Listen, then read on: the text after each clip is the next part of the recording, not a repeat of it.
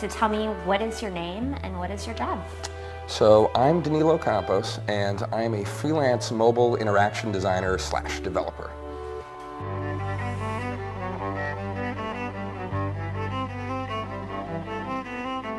What's your process like for building a mobile app? So we start with a general set of either problems or requirements that we want to solve.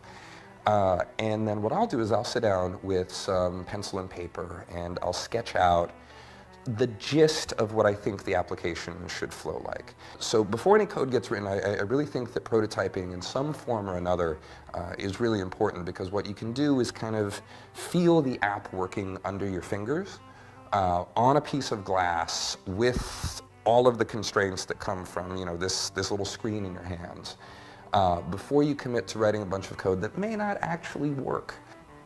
There's an author, Michael Lopp, and he has written that 1.0 does not want to exist.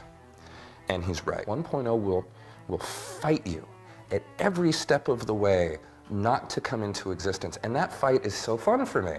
I love the battle of dragging this thing, kicking and screaming, into existence. It's just the most exhilarating thing in the world to get something out into the App Store, get people using it, get it into people's hands, where once none of this had existed at all. It is such a great experience. So tell me where we're at right now. This is my apartment. I love the creativity that is enabled from a very simple, open up space like this, that I can come and go as I please.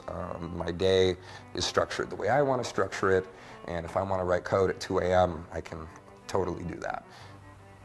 When did you first realize that this is something that you were interested in doing?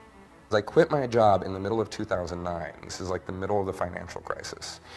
And everyone thought that I was crazy, like just nuts to be doing this. And they were probably right.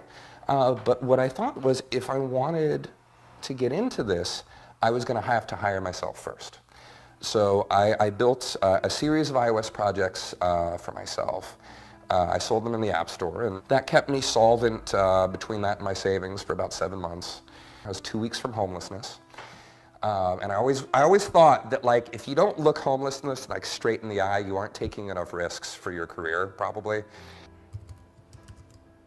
My first big break for actually having a salaried job was with Hipmunk. They didn't even look at my resume. They looked at my website, which had a bunch of apps, and they hired me on the strength of that. And they didn't know, actually, for several months that I had no formal training in computer science or anything like that. And so that was a really exciting kind of big break to get, and I was very privileged to get to work with that product. Do you have a signature style to the apps that you build? Now, one thing that'll show up is a sense of playfulness. With Level, for example. Level is a thing dealing with your money. There were definitely elements of playfulness, like, say, in how the dashboard animates around, and where it's kind of alive and it feels like it's doing something there, but we still want to take seriously the fact that your money is going on. Hipmunk was a little bit livelier because we had this mascot. People really got excited about this chipmunk. I don't know why, but it made my job so much easier, because anytime there was something about to happen that may not have been the most fun, like maybe had a weight spinner going on, well, you just put the Hipmunk on it and it'll be fine. What is the most crucial component to being a mobile app developer? You have to be comfortable killing your babies. That's going to happen. You're going to fall in love with something and it's going to be really exciting, but for whatever reason, it's not going to work. There was one feature that I worked on last year. I swear to you, I worked on this feature, killed it 7 times, and rebuilt it from scratch each time.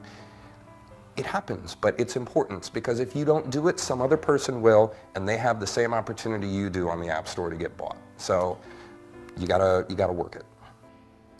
What are the apps that you are using most often? I have 2 mainstays in my workflow.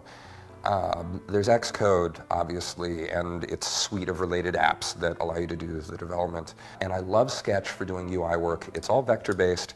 It's a fantastic tool. I can't live without it. And it's $50. They're giving this thing away. You have these Post-it notes all over, too. Is that part of the early process? I have learned in my career that I can't live without Post-its. I try to decompose the work as much as possible into discrete chunks. And then those get represented by a Post-it, and then I can corral the Post-its by the various stage of work that they're in. I can put them away if I decide I don't want to work on them, but I think they'd be a good idea later.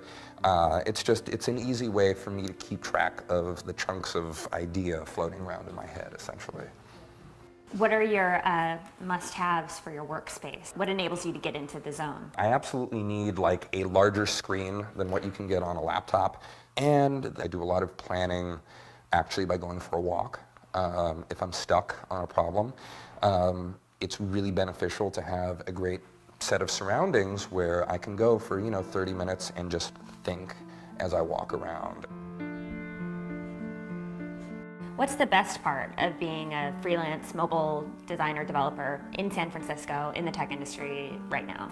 It is so rewarding to know that there exists a vast worldwide distribution channel to reach so many people whose computers are riding with them in their pockets all day, and that I can solve their problems.